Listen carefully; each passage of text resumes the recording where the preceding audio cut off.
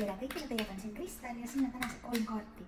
Valige siis välja oma kaart või kaardid, küsige oma küsimus või küsimused, soovige oma soov või soovid ja kuulake ära, mis kaardid teile öelda on. Täna hullemaks enam minna ei saa, kui juba on.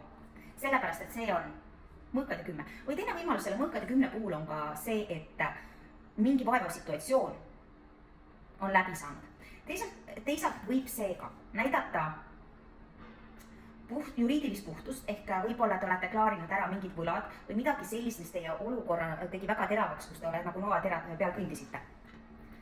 Ja tänu sellega te vabastasite oma finantsilise karma ja rahavood on teile uuesti avatud. Universum toob teile kingitusi ja annab teile võimaluse uuesti puhtalt lehelt alustada. Sellest räägib maa. Ja ärge muretsege, teil on olemas kõik teadmised, oskused ja ressursid selle jaoks. Lihtsalt hakake pihta ja tegutseda selle nimel.